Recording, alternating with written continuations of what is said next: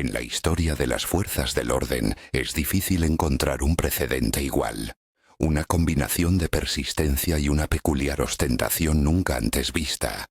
Un hombre que sin ocultarse pasa 16 horas a la vista del público. Parece atraer deliberadamente las miradas de decenas de transeúntes. Incluso el experimentado inspector Gambier, llamado al lugar de los hechos, no pudo resistir el deseo de evaluar personalmente una figura tan inusual. Sin embargo, cuando surgió la necesidad de elaborar un retrato hablado de este individuo, surgieron dificultades inesperadas. La descripción resultó sorprendentemente vaga e imprecisa, como si eludiera deliberadamente la concreción. Tal incertidumbre generó una ola de conjeturas.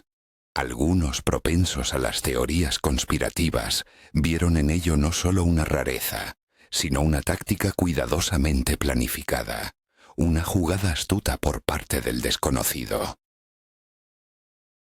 Para entender lo sucedido conviene seguir de cerca los acontecimientos de aquel día, el 3 de mayo. Ese día la primavera en París se sentía con especial intensidad. La cálida luz del sol penetraba por todas partes, y el aire del Boulevard Saint-Germain estaba impregnado del dulce aroma de los castaños en flor. Desde la mañana hasta bien entrada la noche, esta atmósfera sirvió de telón de fondo al misterioso comportamiento del desconocido en el café. ¿Qué tramaba? ¿Y por qué era tan difícil de describir? Las respuestas a estas preguntas quizás se ocultan en los detalles de aquel día de primavera. Son las 8 de la mañana, y Joseph, como si siguiera un ritual establecido, abre de par en par las puertas del café ministerial. Su atuendo inmutable, chaleco y camisa con las mangas cuidadosamente remangadas, lo delata como un profesional en su oficio. En el suelo, como un saludo del pasado, se esparcen las virutas de madera, cuidadosamente dispuestas la noche anterior, y las sillas como torres se alzan sobre las mesas de mármol. El café ministerial, situado en la intersección del Boulevard Saint-Germain y la Rue Saint-Pierre, es un vestigio de una época pasada, uno de los pocos oasis del auténtico encanto parisino. Aquí no se encuentran las modernas barras de bar, frecuentadas por transeúntes ocasionales, ni el ostentoso dorado, la iluminación tenue, los espejos que multiplican el espacio, o las mesas de plástico que invaden los establecimientos modernos. Este es un verdadero refugio para los clientes habituales, donde cada uno tiene su mesa preferida, su rincón para una partida tranquila de cartas o ajedrez, y donde Joseph, como un buen amigo, conoce a todos por su nombre. La mayoría de los clientes son empleados y jefes de departamento de los ministerios cercanos, para quienes el ministerial se ha convertido en un segundo hogar, y el propio Joseph es una figura pintoresca y notable. 3 décadas dedicadas al trabajo de camarero lo han convertido en parte integral de este lugar. Es difícil imaginarlo con ropa normal, fuera de las paredes del café. Seguramente un transeúnte ocasional no lo reconocería si lo encontrara en la calle o en el tranquilo suburbio donde construyó su casa. Un modesto oasis de calma después de un día de trabajo. Las 8 de la mañana marcan el inicio de la sagrada mastic, como aquí llaman a la limpieza matutina, o el lenguaje de los asiduos locales, el momento de poner orden. Las puertas de 2 hojas, abiertas de par en par hacia el animado Boulevard Saint-Germain, dejan entrar los primeros rayos de sol que iluminan parte de la acera, mientras que en el interior aún se conserva una agradable frescura y reina una penumbra azulada. Joseph, aprovechando el silencio matutino, se permite fumar un cigarrillo, el único momento en que se desvía de las reglas y fuma dentro del local. Enciende el quemador de gas bajo la cafetera, que él mismo lustra hasta que brilla como un espejo. Existe toda una serie de movimientos pulcros, una especie de ritual que sigue escrupulosamente. Primero alinea perfectamente las botellas de aperitivos y licores, Luego barre cuidadosamente las virutas del suelo y finalmente coloca las sillas alrededor de las mesas, creando un ambiente acogedor. El visitante apareció, para ser exactos, a las 8:10. Joseph, absorto en la preparación del café e inclinado sobre la cafetera, no notó su llegada, algo de lo que más tarde se arrepentiría. Entró rápidamente como si huyera de una persecución. ¿Y por qué eligió precisamente el Ministerial cuando justo enfrente, al otro lado de la calle, hay una animada cafetería donde a esa hora ya se sirven bollos y cruasanes recién hechos, y está llena de clientes? Joseph compartió vivamente sus recuerdos de aquella extraña mañana. Al girarme noté al desconocido que apareció como de la nada. Llevaba un sombrero gris y en la mano sostenía una pequeña maleta. Simplemente estaba parado en medio del salón, como si esperara algo. El café ya había abierto sus puertas de par en par, pero la vida en su interior aún no había despertado. Formalmente abierto, en realidad permanecía en un estado de espera. Ningún cliente se atrevía a romper el silencio matutino, pues el aromático café aún no estaba listo, y el agua en la cafetera apenas comenzaba a hervir. Incluso las sillas aún no habían ocupado sus lugares habituales, esperando la llegada de los primeros invitados. «Hasta dentro de media hora no podré ofrecerle nada», dijo Joseph, esperando con ello poner fin a la visita indeseada. Sin embargo, el hombre, como si no hubiera oído sus palabras, no soltó su maleta. Con desenvoltura tomó una silla de la mesa más cercana y se sentó en ella. Sus movimientos estaban llenos de calma y confianza, como los de una persona a la que no se puede desviar de su camino. Murmurando en voz baja, «No importa», dio a entender que tenía la intención de esperar su momento. Esto fue suficiente para ensombrecer el humor matutino de Joseph.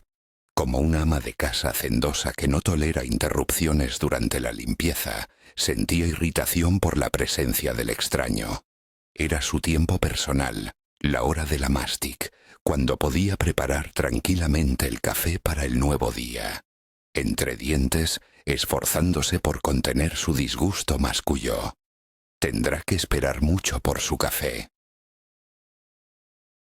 Hasta las 9 de la mañana, Joseph está inmerso en sus habituales quehaceres matutinos, observando de reojo al cliente. Una y otra vez se encuentra muy cerca del desconocido, apenas rozándolo, ya sea para quitar las virutas del suelo o para colocar las sillas alrededor de las mesas. Los minutos se escurren, y alrededor de las 10, Joseph se decide a ofrecer al huésped una taza de aromático café, acompañada de una elegante lechera y un par de terrones de azúcar en un platillo. «¿Tienen cruasanes?», pregunta el visitante. «Los cruasanes se pueden encontrar en el café de enfrente», responde Joseph. «No importa», suelta el cliente. No se puede negar que en este hombre, que parecía ser consciente de la inoportunidad de su temprana visita al Ministerial, se vislumbraba una especie de sumisión interna que provocaba una involuntaria simpatía. Y otra cualidad no escapó a la mirada experimentada de Joseph, que había visto a muchos clientes durante toda una hora de estancia en el café. El desconocido ni una sola vez sacó un periódico del bolsillo ni se lo pidió al camarero. No mostró deseo de consultar la guía telefónica ni de entablar conversación. Permanecía sentado tranquilamente, sin cruzar las piernas ni encender un cigarrillo. Encontrar a una persona capaz de pasar una hora entera en un café con indiferencia, sin mostrar la menor señal de inquietud o impaciencia, es una tarea casi imposible. Sin embargo, este visitante, que evidentemente esperaba a alguien, demostraba milagros de paciencia y resignación. Continuó sentado en su lugar incluso después de que terminara el hora de la mastic, lo cual ya era sorprendente. También es notable que no eligió una mesa junto a la ventana, prefiriendo la soledad en el fondo del salón, cerca de la escalera que conducía al baño. Joseph necesitaba bajar allí para arreglarse antes de continuar su trabajo.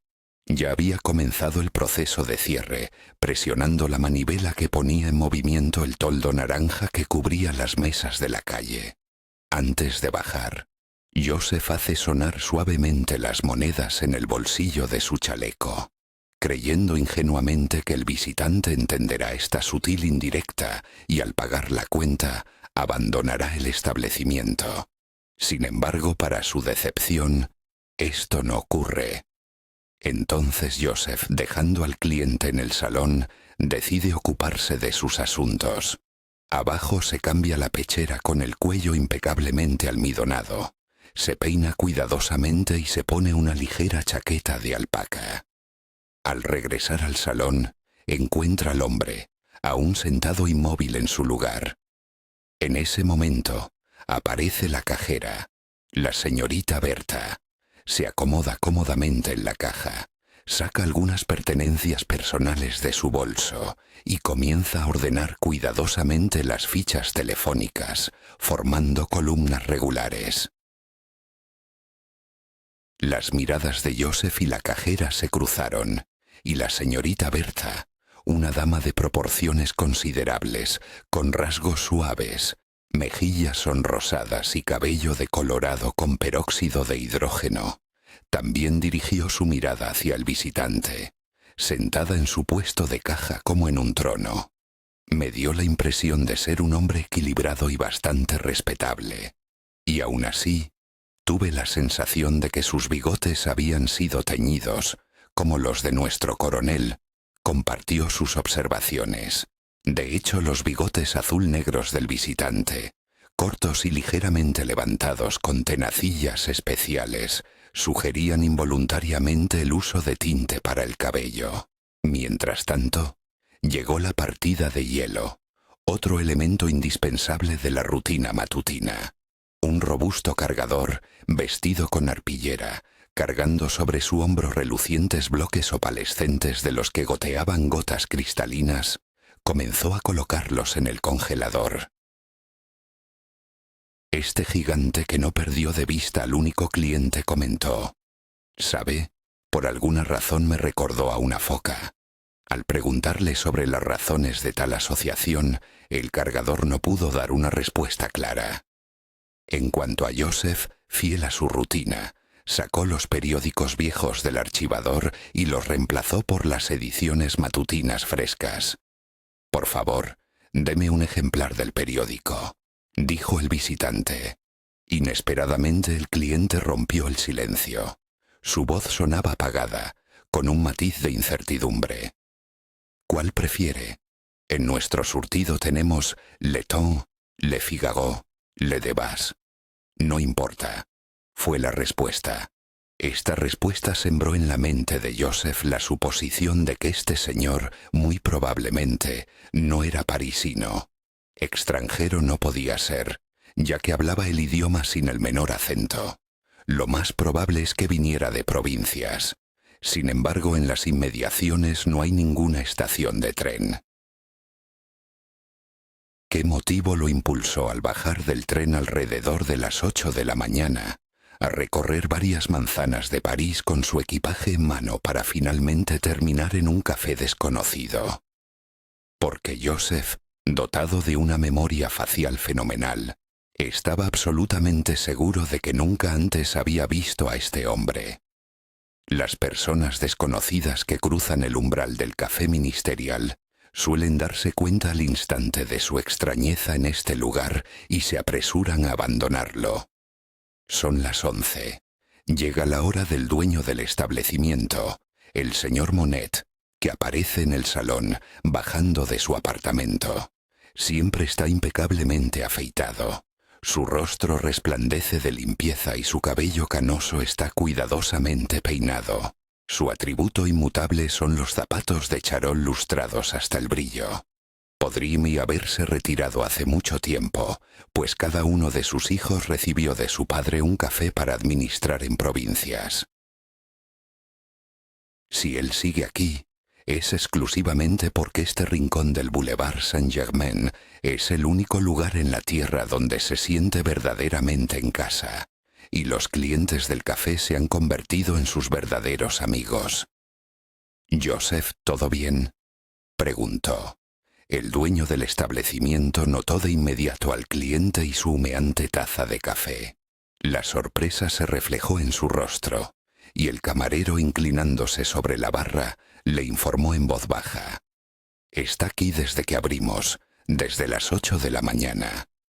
El señor Monet pasó varias veces junto al desconocido, frotándose las manos en anticipación a una conversación. Era conocido por su habilidad para congeniar con cada cliente, ya fuera en una partida de cartas o de dominó. Conocía sus problemas familiares y sus vicisitudes laborales, pero este cliente permanecía impenetrable. Me dio la impresión de ser un hombre agotado por un largo viaje, como si acabara de bajar de un tren, compartió el dueño. Surge la pregunta: ¿acaso a alguien le pareció que estaba buscando a alguien en la calle? Las respuestas varían. No, afirmó el señor Monet con seguridad. La cajera expresó una opinión diferente. Me pareció que esperaba a una dama. Y finalmente, Joseph añadió: varias veces lo vi echar un vistazo hacia el bar de enfrente, pero enseguida apartaba la mirada. A las 11:20, el misterioso cliente pidió una botella de agua mineral Vichy.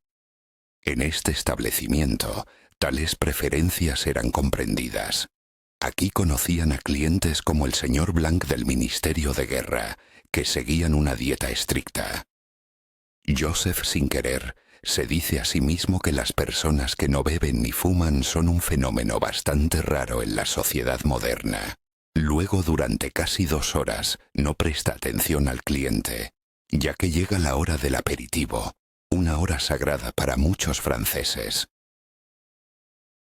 Los clientes habituales llegan uno tras otro, y el experimentado camarero ya sabe sin error qué bebida servir a quién y a qué mesas llevar las cartas de juego. Aquí reina una atmósfera de confort y previsibilidad. La 1 de la tarde. El desconocido sigue sentado en el mismo lugar.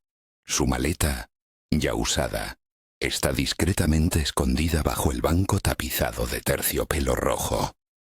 Joseph, fingiendo que quiere calcular la cuenta, dice en voz baja la suma: 8,50 francos. ¿Podría traerme un sándwich?, pregunta el cliente tímidamente. Lo siento, no tenemos, responde Joseph siguiendo las reglas del establecimiento. ¿Tampoco tienen bollitos?, pregunta el visitante con esperanza en la voz. No tenemos ningún tipo de comida en el menú, constata el camarero secamente. Esta afirmación es a la vez verdad y engaño.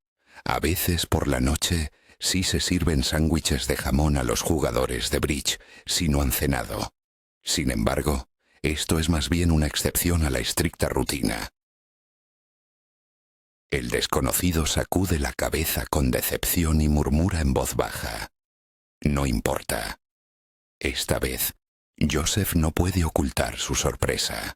Nota cómo al cliente le tiembla el labio, y en su rostro se ha congelado una expresión triste y resignada, como si el hombre se hubiera conformado con su difícil destino. ¿Desea algo más?, preguntó con solicitud. Por favor, repita el café y añada más leche, respondió. El visitante evidentemente sentía un ligero hambre y decidió tomar un pequeño tentempié. No pidió periódicos nuevos, pues el que tenía lo había podido estudiar de cabo a rabo, sin perderse ni una sola línea, incluso en los anuncios más pequeños. Pronto apareció el coronel, expresando su evidente disgusto por encontrar su lugar habitual ocupado. El coronel, como se sabía, temía las corrientes de aire, especialmente las traicioneras en primavera, y por eso prefería sentarse en el fondo del salón. Jules, el segundo camarero, debía entrar a trabajar a la 1:30.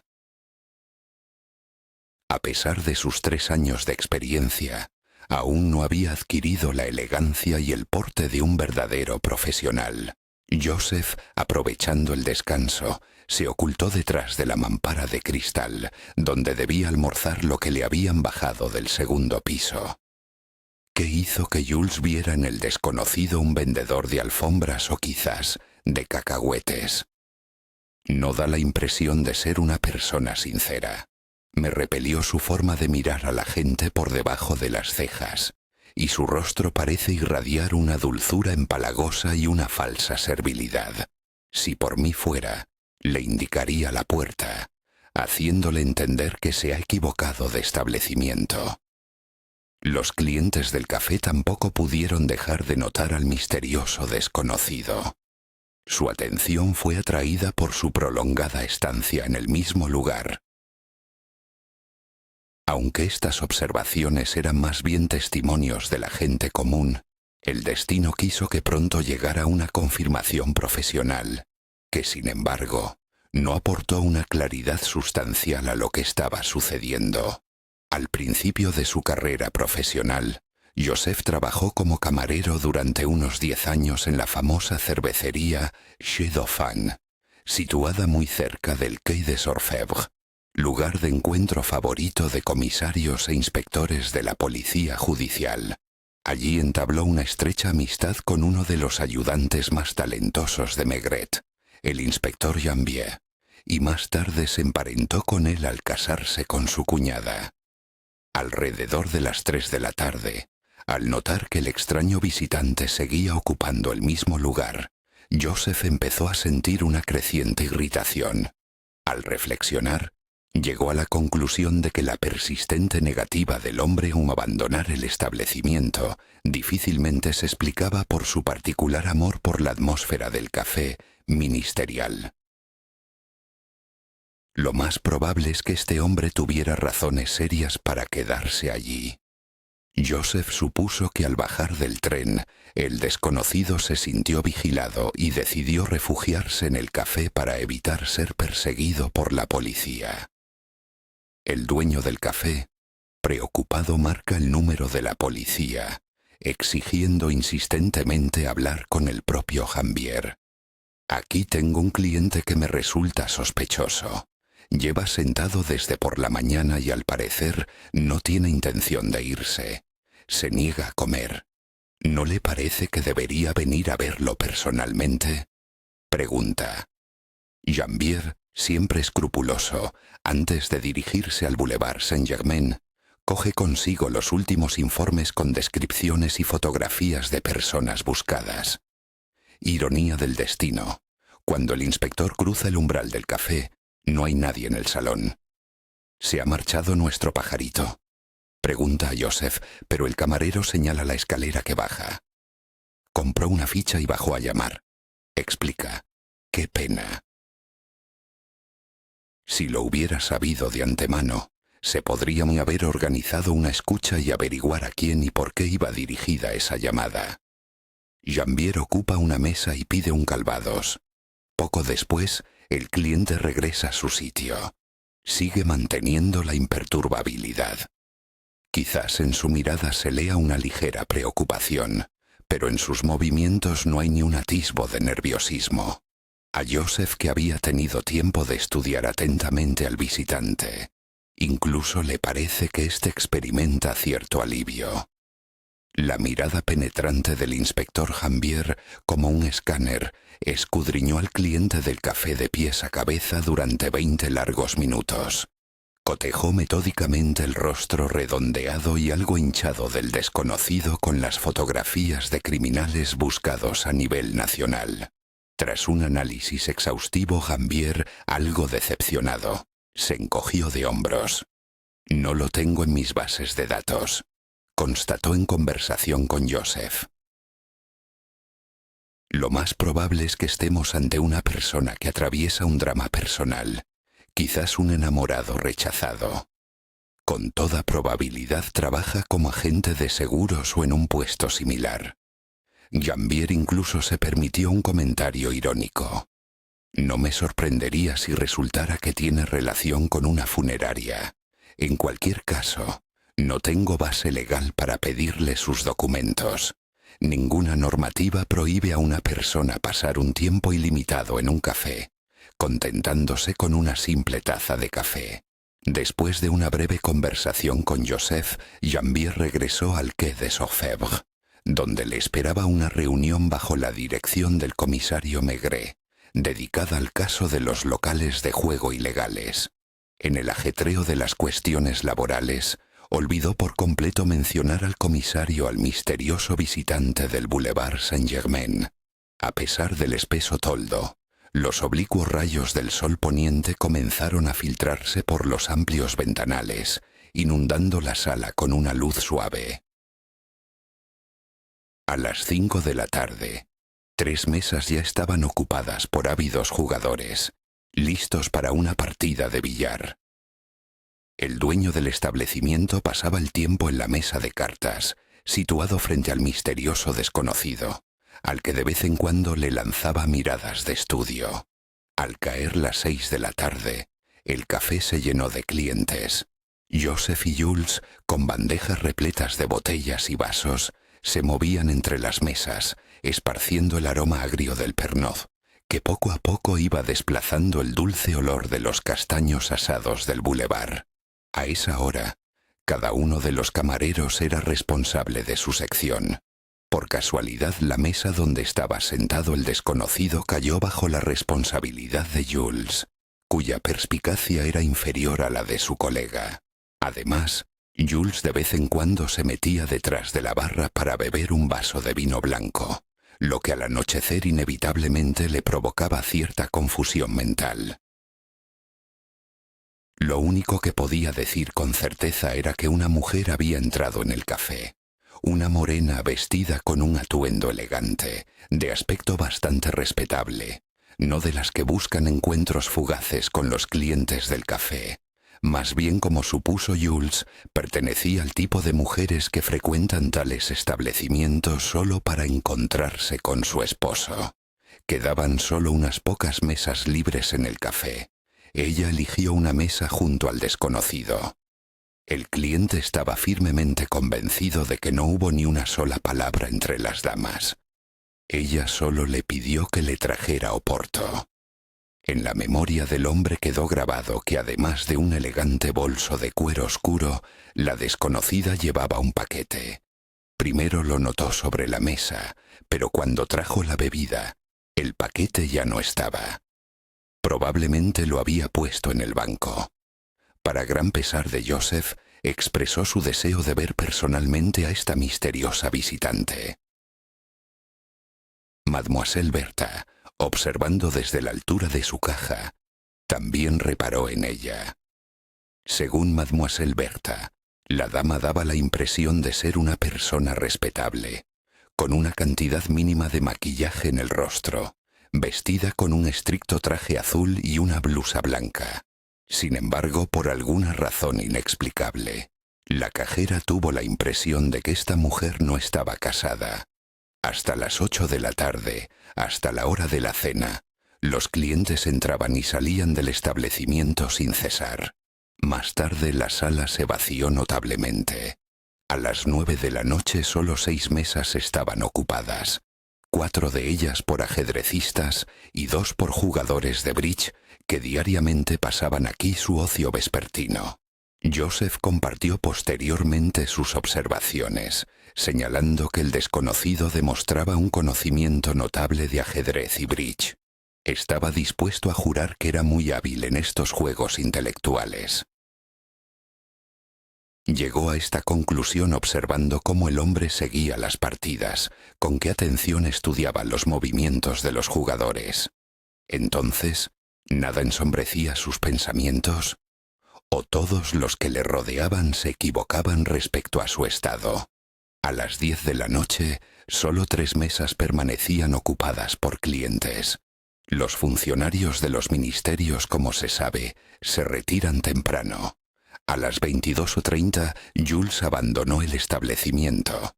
Su esposa está esperando un bebé, y él había acordado previamente con su colega la posibilidad de irse del trabajo un poco antes de lo habitual. Sin embargo, el misterioso cliente seguía ocupando su lugar. Desde la apertura, A las 8 de la mañana se había limitado a 3 tazas de café, una botella de agua mineral Vichy y una limonada. No había recurrido al tabaco ni a las bebidas alcohólicas. Por la mañana su mirada se deslizaba por las páginas del periódico Le Temps, y después del mediodía compró la edición vespertina a un vendedor ambulante que circulaba entre las mesas. Alrededor de las 11, a pesar de que las partidas continuaban en 2 mesas, Joseph, siguiendo la rutina habitual, comenzó a colocar las sillas sobre las mesas y a esparcir virutas por el suelo. Poco después, terminada la partida de cartas, el señor Monet estrechó la mano del coronel y de los demás participantes. Luego recogió de la caja una bolsa de lona llena de billetes y monedas, cuidadosamente preparada por la señorita Berta, y se dirigió a su dormitorio.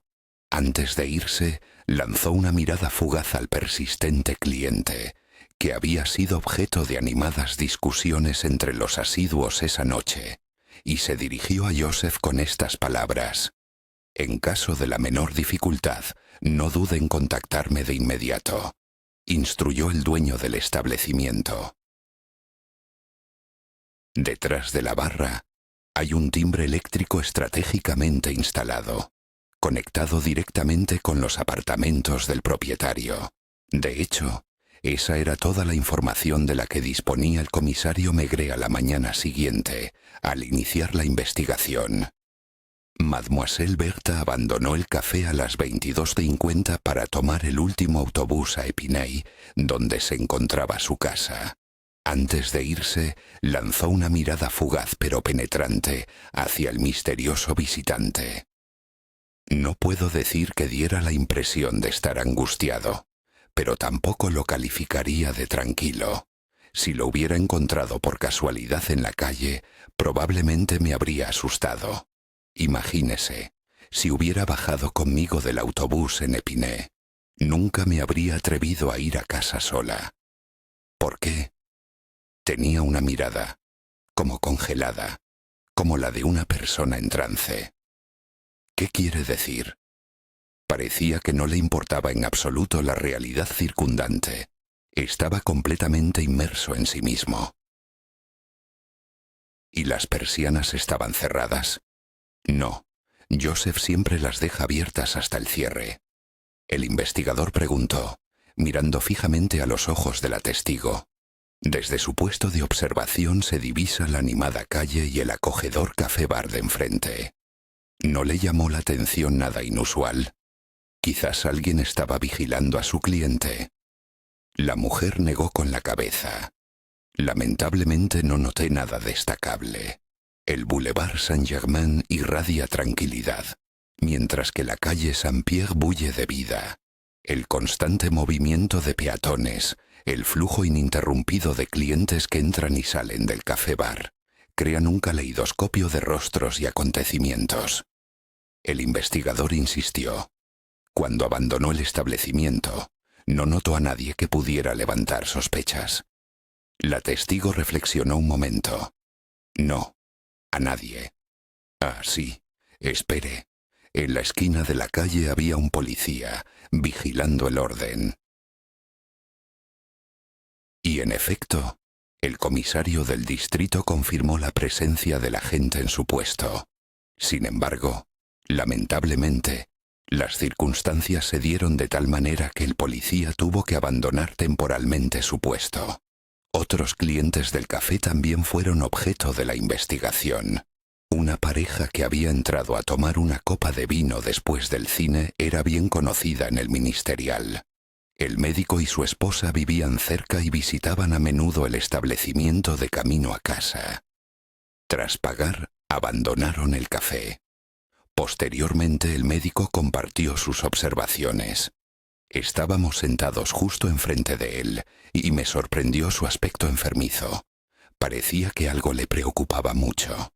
El investigador se interesó. ¿Y qué en su opinión podría haber sido la causa de su malestar? El médico respondió con seguridad. Sin la menor duda es una enfermedad hepática. Los síntomas eran evidentes.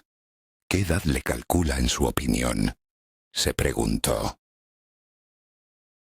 Es difícil decirlo con certeza, pues no tuve la oportunidad de estudiarlo tan de cerca como me gustaría ahora. Sin embargo, me parece que es uno de esos hombres cuya apariencia engaña y le suma años.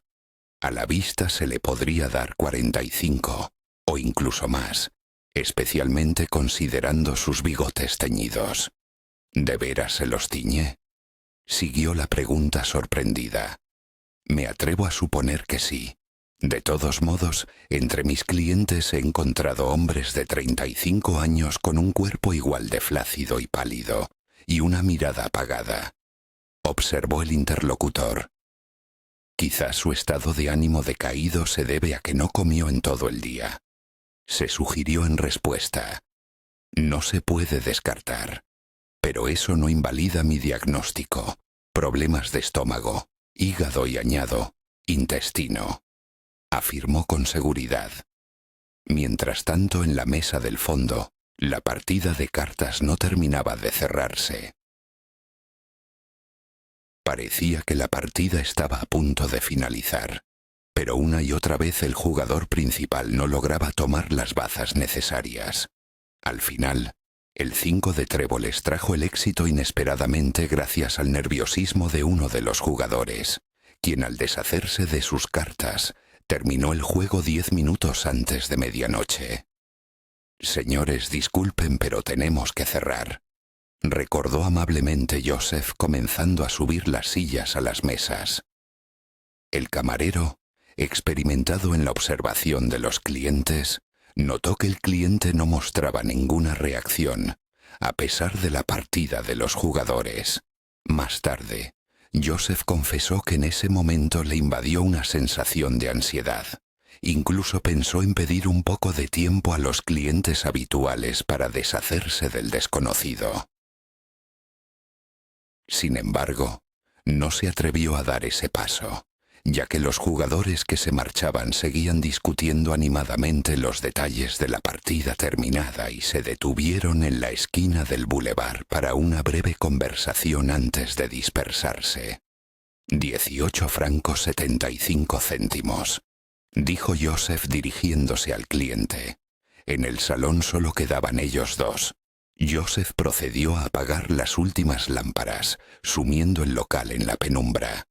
Mantuve el sifón que estaba en la esquina de la barra constantemente a la vista. Contó más tarde a Maigret. Si ese tipo se hubiera atrevido a aricar, no habría dudado en usarlo como arma. Usted colocó el sifón precisamente allí, ¿verdad?, aclaró Maigret. Era bastante obvio, respondió Joseph. 16 horas pasadas en una tensa espera y en compañía del misterioso visitante habían llevado los nervios de Joseph al límite. Este hombre, a sus ojos, se había convertido en una especie de enemigo personal. En la mente del camarero se coló la idea de que el desconocido se había instalado deliberadamente en el café para jugarle una mala pasada, quizás incluso atacarle y robarle cuando estuvieran solos.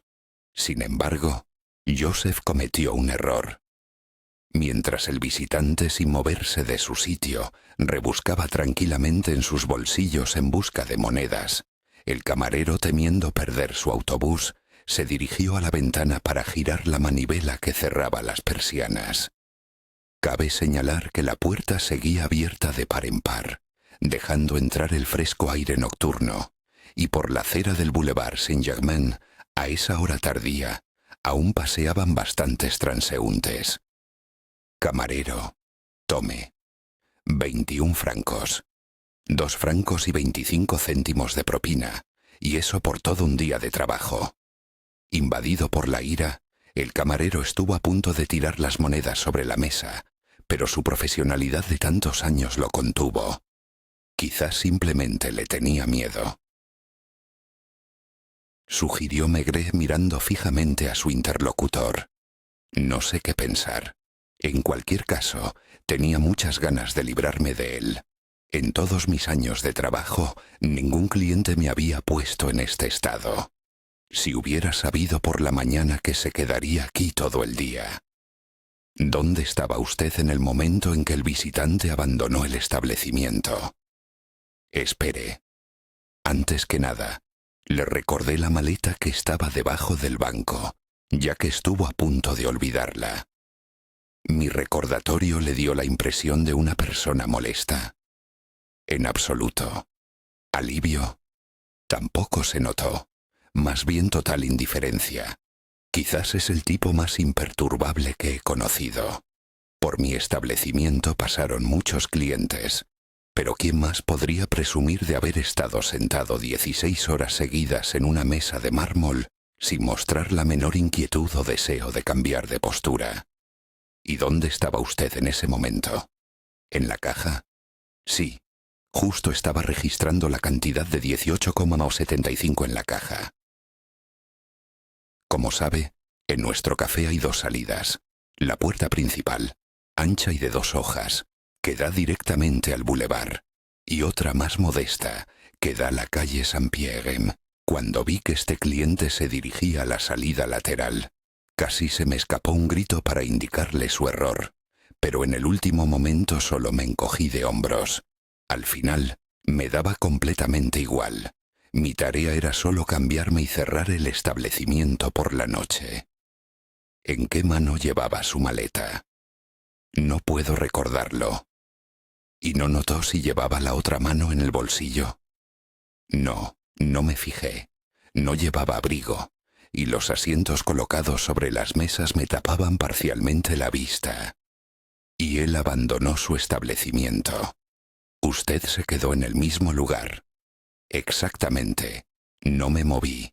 En ese momento, yo estaba arrancando el recibo de la caja registradora y maquinalmente revolvía en mi bolsillo el resto de las fichas telefónicas. De repente, se oyó un disparo. El sonido no fue mucho más nítido que el habitual zumbido de los coches que transitan por la zona, pero de inmediato comprendí. No era un coche. Me pasó por la cabeza un pensamiento.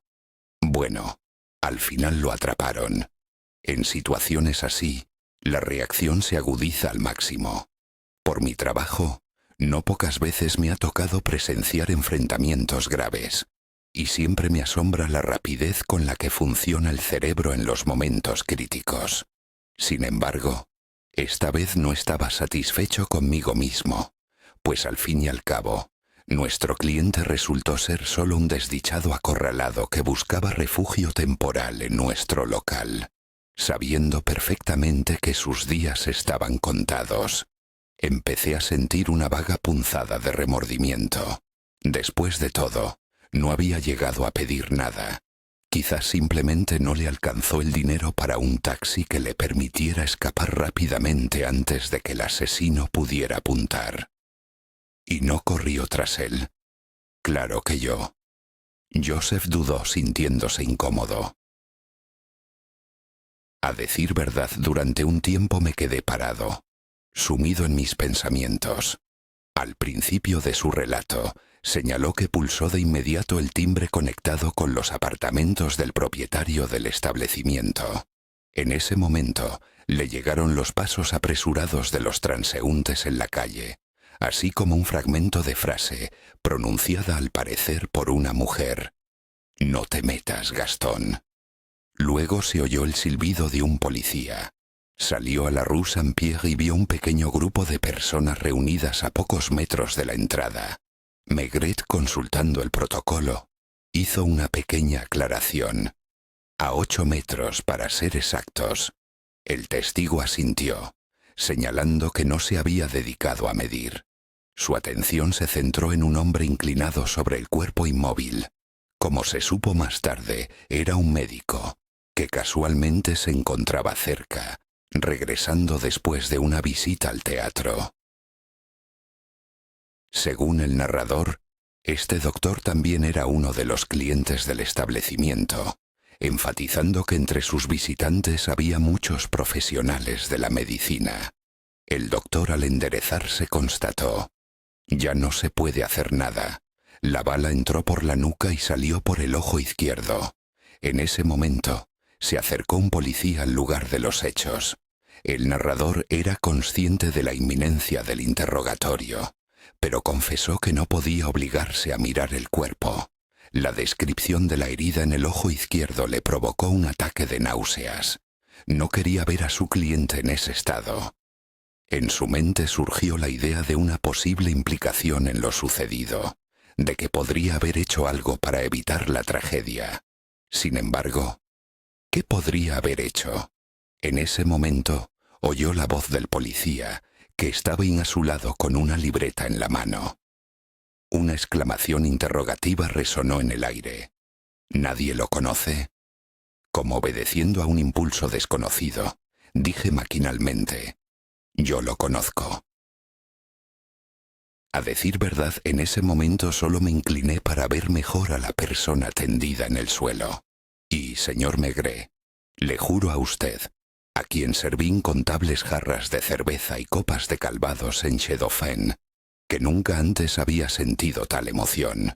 Delante de mí yacía el desconocido, un hombre alto, delgado, vestido con un impermeable beige, lo que parecía inapropiado para ese día maravilloso, esa noche cálida en la que uno no quería irse a casa. Sentí una ola de alivio. Quizás suene ridículo, pero me alegré inmensamente de no haberme equivocado con mi cliente. Si hubiera resultado ser una víctima, y no un criminal, me habría reprochado esto hasta el fin de mis días.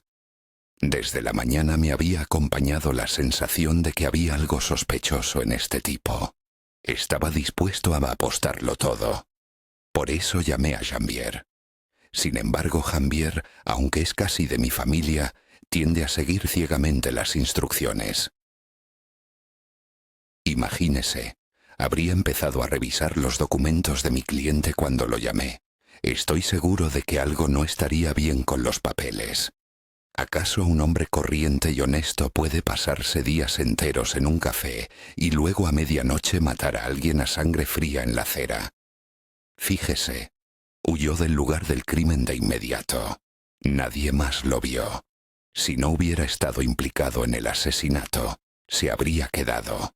No había recorrido ni 10 metros cuando se oyó el disparo.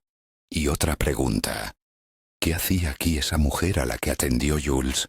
La que bebió Oporto. No me cabe duda de que vino aquí por este tipo. A nuestro establecimiento no suelen venir mujeres solas. No es el lugar. Maigret no estuvo de acuerdo con ese punto de vista, señalando que, en su opinión, no hubo ni siquiera un intercambio de palabras entre la visitante y el asesinado. Sin embargo, su interlocutor objetó que la comunicación verbal no era una condición obligatoria. Recordó el pequeño paquete que había visto Jules. Jules, como subrayó el narrador, era un hombre honesto y digno de confianza. Inicialmente, Jules vio este paquete sobre la mesa, pero luego desapareció. Jules supuso que la mujer lo había puesto en el banco. Mademoiselle Bertha, por su parte, observó atentamente a la dama cuando ésta abandonaba el establecimiento. Su atención fue atraída por el elegante bolso de la visitante y expresó su deseo de adquirir algo similar. Sin embargo, Mademoiselle Bertha no notó que la dama se llevara consigo ningún paquete. El narrador enfatizó que tales detalles no suelen escapar a la mirada femenina. En conclusión, afirmó estar convencido de que había pasado el día en las proximidades de un asesino y consideraba que había tenido suerte de seguir con vida. Capítulo 2. El amante del vino blanco y la dama. Al día siguiente, París fue agraciado con uno de esos días raros y hermosos que ocurren solo unas pocas veces al año. La primavera, ese día, mostró su generosidad en todo su esplendor, invitando a los ciudadanos a disfrutar del clima y a entregarse a un descanso sereno. En tales momentos, es especialmente agradable calmar la sed con un sorbete fresco y entregarse a los cálidos recuerdos de la infancia. El mundo circundante se presentaba bajo una luz radiante, lleno de encanto y belleza. La bóveda azul del cielo, las nubes algodonosas, la brisa ligera que acariciaba juguetón el rostro al doblar la esquina, y el susurro de las hojas de los castaños, que incitaba a levantar la vista hacia las fragantes inflorescencias, el gato que se recostaba en el alféizar de la ventana, el perro que se estiraba perezosamente en la acera, el zapatero con su delantal de cuero en la puerta de su taller, incluso el autobús amarillo-verde de todos los días que llegaba a la parada. Todo en ese día tenía su encanto y llenaba el corazón de alegría. Por eso el comisario Maigret conservó para siempre un recuerdo luminoso del cruce del Boulevard Saint-Germain y la Rue Saint-Pierre. Posteriormente, regresaría allí en repetidas ocasiones para refugiarse del calor en uno de los cafés y tomar una jarra de cerveza que, por desgracia, ya no tenía el mismo sabor de antaño. En cuanto a la investigación, estaba destinada a hacerse famosa, pero no por la extraña obstinación del cliente del ministerial, ni por el disparo nocturno, sino por el inesperado motivo del crimen. Son las 8 de la mañana. El comisario está sentado en su despacho, cuyas ventanas dan al azulado y dorado Sena. Examina tranquilamente los informes, disfrutando del aromático humo de su pipa. Así fue como oyó hablar por primera vez del cliente del café ministerial y del asesinato ocurrido en la Rue Saint-Pierre. El trabajo nocturno del comisario de distrito resultó muy fructífero. El forense, el doctor Paul, comenzó la autopsia antes del amanecer. La bala, encontrada en el pavimento, y el casquillo, hallado cerca del cruce con el Boulevard Saint-Germain, fueron entregados de inmediato a los expertos balísticos para su análisis. En el despacho del comisario Maigret, sobre su mesa de trabajo, ya reposaban los objetos extraídos de los bolsillos del asesinado, su ropa y las fotografías del lugar de la tragedia, tomadas por los especialistas del servicio de criminalística. Jambier, venga a verme, por favor, a juzgar por su informe. Ya ha tenido tiempo de sumergirse en los detalles de este caso, dijo Maigret, invitando al inspector a pasar. Así comenzó su trabajo conjunto, que no se interrumpió durante todo el día. Lo primero que Maigret notó fue la ropa de la víctima. El traje estaba confeccionado con buena tela y no parecía tan gastado como podría haberse pensado a primera vista. Sin embargo, la desidia con la que se trataba la ropa era evidente. La ropa delataba a un hombre solitario, aparentemente desprovisto de cuidados femeninos, que día tras día usaba el mismo traje, descuidando la limpieza y posiblemente, incluso sin quitárselo por la noche. La camisa, aunque nueva, claramente no había visto la lavandería en aproximadamente una semana, y el estado de los calcetines dejaba mucho que desear. En las profundidades de los bolsillos del misterioso desconocido no se encontró ni un solo trozo de papel que pudiera arrojar luz sobre su identidad, ni cartas, ni documentos que pudieran revelar el secreto de su origen. Sin embargo, el contenido de los bolsillos era una colección ecléctica de objetos, cada uno de los cuales, como un fragmento de espejo, reflejaba una parte de su vida pasada. Allí yacía una navaja multiusos, lista para cualquier aventura, un sacacorchos, insinuando el amor por el buen vino, un pañuelo manchado y un botón suelto, desprendido de la chaqueta, una llave, quizás de una casa o de un corazón, una pipa impregnada de humo, exhalando el aroma de antaño, y una tabaquera llena de tabaco. Como recuerdos, la cartera contenía 350 francos y una fotografía que mostraba un paisaje africano, una choza indígena, con mujeres negras semidesnudas en el fondo, sus miradas, llenas de misterio silencioso, fijas en el objetivo. Entre otras cosas, se encontraron trozos de cuerda y un billete de tren de tercera clase, que atestiguaba un viaje reciente de Juvisy a París, fechado el día anterior, y finalmente, en el bolsillo se escondía una almohadilla de tinta para niños, destinada a formar palabras con letras de goma cubiertas de pintura. Con estas letras se formaba una frase siniestra: «Me las pagarás». El informe del forense contenía detalles notables que arrojaban luz sobre las circunstancias de la tragedia. Según la conclusión del experto, el disparo fatal se realizó por la espalda, a una distancia de unos 3 metros, y la muerte fue instantánea. El cuerpo del asesinado estaba salpicado de numerosas cicatrices, entre las que destacaban marcas de mordeduras que recordaban el tiempo pasado en África Central, donde las garrapatas se incrustan en las piernas y hay que extraerlas con un cuchillo. El hígado del desafortunado se encontraba en un estado extremadamente deficiente, lo que indicaba abuso de alcohol. Además, se determinó que el hombre encontrado muerto en la Rue Saint-Pierre había padecido malaria en el pasado. «Bueno, es hora de irnos», murmuró el comisario Maigret buscando su sombrero inmutable. Acompañado del fiel Janvier, se puso en marcha.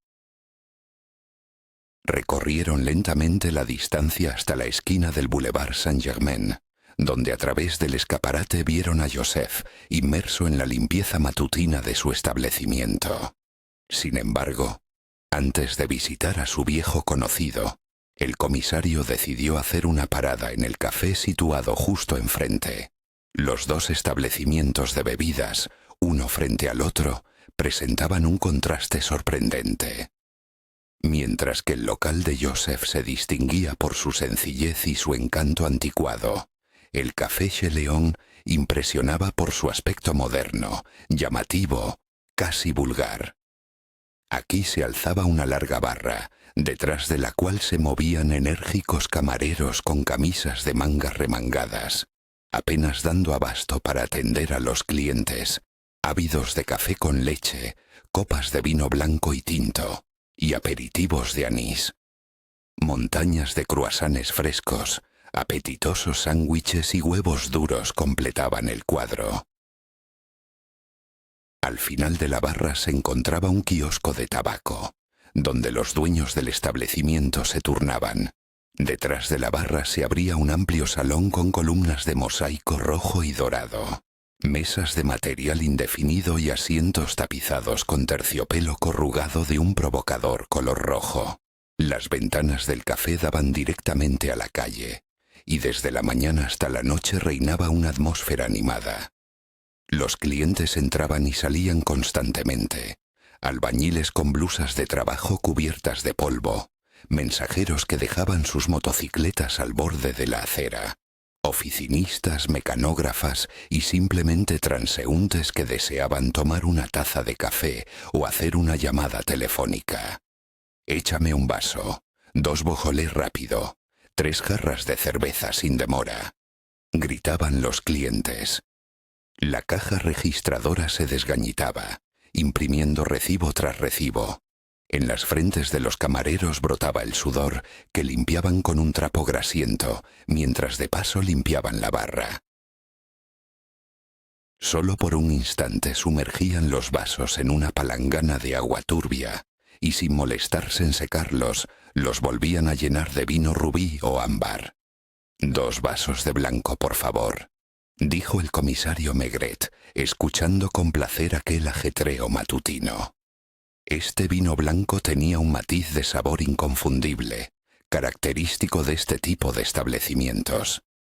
«Dígame, amable señor, ¿le es familiar este hombre?», preguntó Maigret, extendiendo una fotografía. Los criminalistas habían hecho un buen trabajo. Esta tarea era minuciosa y requería un enfoque especial. Identificar a un asesinado por una fotografía no era fácil, especialmente si su rostro estaba desfigurado. En tales casos, los expertos recurrían a la astucia, maquillando hábilmente al difunto y retocando la imagen para que el retrato pareciera el de una persona viva. «Creo que es él. Luis», dijo el camarero con incertidumbre. El segundo camarero, con su trapo inmutable en la mano, se abrió paso y miró por encima del hombro de su colega. «Sin duda es él. Ayer dio tantos problemas que reconocerlo no será difícil. ¿Puede recordar cuándo apareció por primera vez en el establecimiento? Es difícil decir la hora exacta. No recordamos a los clientes que entran por poco tiempo. Sin embargo, alrededor de las 10 de la mañana, este individuo ya se encontraba en un estado de extrema agitación. No podía quedarse quieto. Iba y venía constantemente a la barra. Pedía vino blanco, pagaba al instante y se lo bebía de un trago, tras lo cual salía a la calle. Parecía que había desaparecido, pero poco después, unos 10 minutos más tarde, volvía a aparecer en el salón. Llamaba al camarero y exigía insistentemente más vino blanco. Es decir, ¿pasó todo el día así? Aparentemente sí. Personalmente lo vi unas 10 o 15 veces, si no más. Con cada nueva porción de vino, su agitación aumentaba. Su risa sonaba de una manera extraña, parecida a la risita de un anciano. Recuerdo que al entregar el dinero, rompió un vaso torpemente. Sí, y recogía obstinadamente los trozos en las virutas diciendo: «Este cristal es claro. Trae buena suerte, viejo. Hoy necesito especialmente que algo augure éxito». «¿Alguna vez has estado en Gabón, hijo?», añadió el otro camarero, uniéndose a la conversación. A mí también me mencionó Gabón, aunque ya no recuerdo en qué contexto. Ah, sí, fue cuando empezó a engullir huevos cocidos. Se tragó 12 o 13 seguidos. Empecé a temer que se atragantara, dada la cantidad de alcohol que había bebido, y él me respondió: «No te preocupes, hijo. Una vez en Gabón me comí 36 huevos y bebí otras tantas jarras de cerveza en una apuesta. Y por supuesto gané». Daba la impresión de estar absorto en algún pensamiento. Aquí todo depende de lo que se entienda por tal impresión. Se movía constantemente, entrando y saliendo del local. Al principio tuve la sensación de que estaba esperando a alguien. A veces se permitía una risa baja, como si se divirtiera con recuerdos o fantasías personales. Incluso se le impuso a un cliente mayor que viene aquí todos los días después del mediodía a disfrutar de un par de copas de vino tinto, y empezó a agarrarle descaradamente las solapas de la chaqueta. ¿Sabía usted que llevaba un arma? ¿Cómo iba yo a saberlo? Cabe señalar que una persona de tal calaña bien podría haber considerado oportuno presumir de su revólver ante los demás. De hecho, se le encontró un revólver hallado cerca del cuerpo en la acera. Era un revólver de gran calibre con el tambor lleno, del que no se había disparado ni una sola vez. «Permítame pedir 2 vinos blancos más». Maigret estaba de buen humor y no pudo negarse a la joven florista, una niña frágil con los pies descalzos y sucios, pero con unos ojos asombrosamente hermosos. Le compró un modesto ramillete de violetas y luego, sin encontrar mejor uso, simplemente lo guardó en el bolsillo de su chaqueta. Cabe señalar que ese día era claramente propicio para el consumo de vino, ya que al salir del bar, el comisario y Gambier cruzaron la calle y se encontraron en el fresco salón del café ministerial, donde Joseph ya los esperaba. Poco a poco, de la niebla de los recuerdos, comenzó a surgir la imagen de un hombre con bigotes anormalmente brillantes y una maleta inmutable en la mano. Sin embargo, la palabra borroso no transmitía con total exactitud la esencia. Más bien, recordaba a una fotografía movida, o más precisamente, a una multiexposición, donde varias tomas se superponen en una misma película. Cada testigo describía al cliente a su manera, como si hubiera visto personas completamente diferentes. El coronel, por ejemplo, estaba convencido de que el desconocido tenía un aspecto siniestro, como si tramara malas intenciones. Para algunos parecía agitado, para otros imperturbablemente tranquilo. Maigret escuchaba atentamente, asentía, cargaba metódicamente su pipa, La encendía con cuidado, soltando pequeñas volutas de humo, y entrecerraba los ojos beatíficamente, como disfrutando del hermoso día, uno de esos días raros en que el cielo, como por generosidad, regala a la gente buen humor. «Una mujer quiere decir una señorita», aclaró el comisario. Para Joseph, que apenas la había visto, le pareció más bien una joven, una chica amable y educada de buena familia. «Seguro que no trabaja», pensó, imaginándola como dueña de casa, preparando con entusiasmo exquisitos aperitivos y pasteles para los invitados en un acogedor hogar burgués. Al mismo tiempo, la cajera, Mademoiselle Bertha, tuvo una impresión completamente diferente de la visitante de ayer. En la voz resonaba una confianza inapelable. Aunque arrastre una estela de errores, ella sin duda lo supera a él. A veces al comisario Maigret lo invadía una sensación de serenidad, como si se calentara bajo los rayos del sol. Esa mañana, el cruce le parecía especialmente atractivo. Los autobuses, que llegaban y partían suavemente, el cobrador cuyos movimientos eran precisos por años de práctica, presionando el timbre al subir pasajeros, el melodioso chirrido al cambiar de marcha y el juego de sombras de las hojas de castaño en la acera. «Supongo que no se habrá ido muy lejos», dijo el comisario, dirigiéndose a Jambier, quien se sentía molesto por su incapacidad para proporcionar una descripción más clara del hombre que tenía delante. Se detuvieron al borde de la acera. En una esquina de la calle se encontraba un café, en la otra, otro. El destino parecía haber colocado a cada uno de los observados en su entorno habitual. En uno de los cafés, un pequeño señor bigotudo pasó todo el día prácticamente inmóvil, solo levantándose una vez para hacer una llamada telefónica. Su modesta dieta consistía en café, agua mineral Vichy y limonada. Ni siquiera expresó descontento cuando Joseph le informó de la falta de aperitivos. Por el contrario, en el otro café, en medio de una animada multitud de trabajadores, empleados y repartidores, reinaba el ajetreo.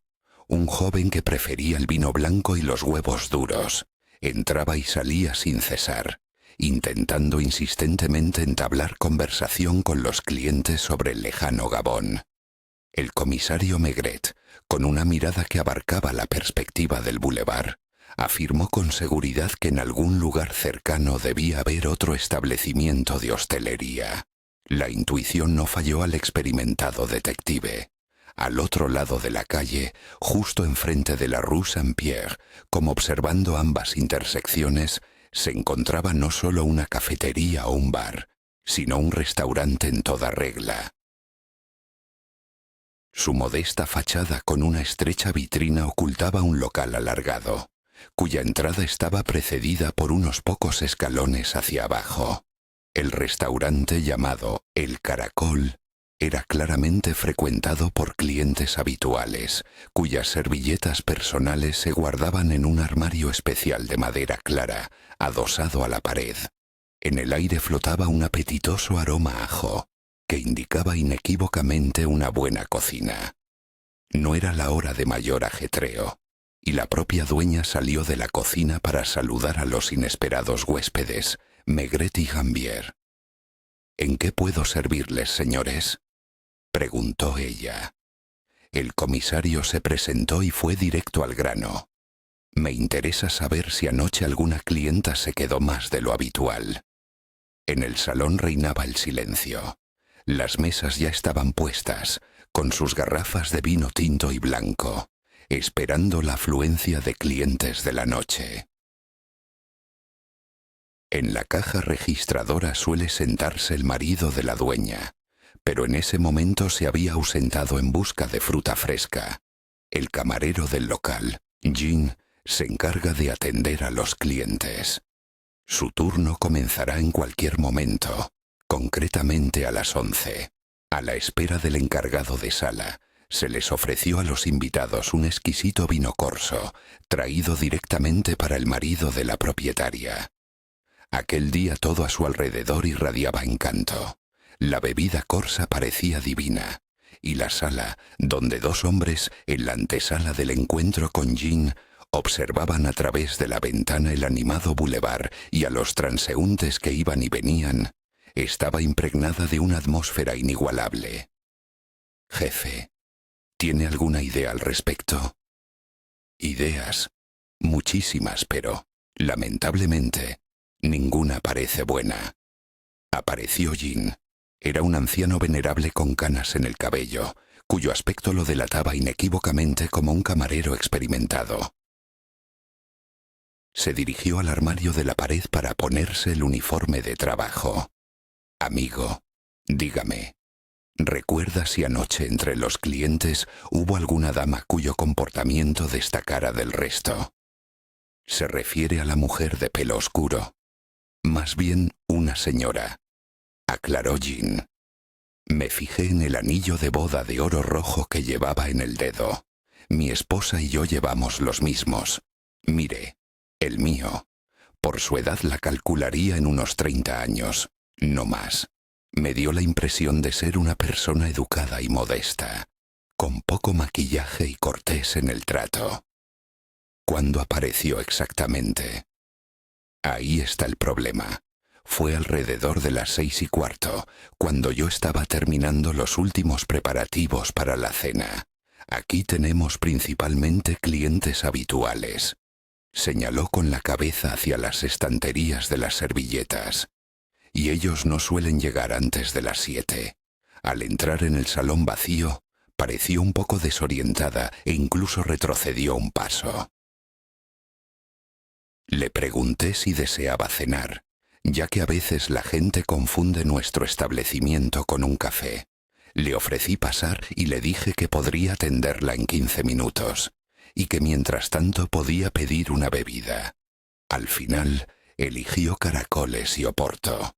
El comisario Maigret y el inspector Janvier intercambiaron miradas elocuentes, llenas de pensamientos no expresados. El camarero continuó su relato, describiendo vívidamente lo sucedido. La cliente ocupó una mesa junto a la ventana, pero tuvo que cederla a los clientes habituales, empleados de la oficina de registro local, que durante 10 años habían ocupado invariablemente esos lugares. La mujer esperó alrededor de media hora mientras preparaban los caracoles, pero nunca mostró impaciencia. Le ofrecieron un periódico fresco, pero ella prefirió observar la vida exterior por la ventana. Por sus modales y comportamiento, recordaba más a un hombre equilibrado que a una dama caprichosa. Así pues, por un lado, una visitante imperturbable y un hombre tranquilo, y por el otro, un tipo impulsivo, con los nervios al límite. Es notable que precisamente este hombre, armado con un revólver y llevando en el bolsillo un mensaje amenazador, se convirtiera en la víctima, sin haber llegado a usar su arsenal mortal.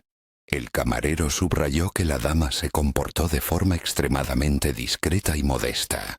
Supuso que vivía cerca y simplemente había olvidado las llaves de casa, esperando el regreso de su marido.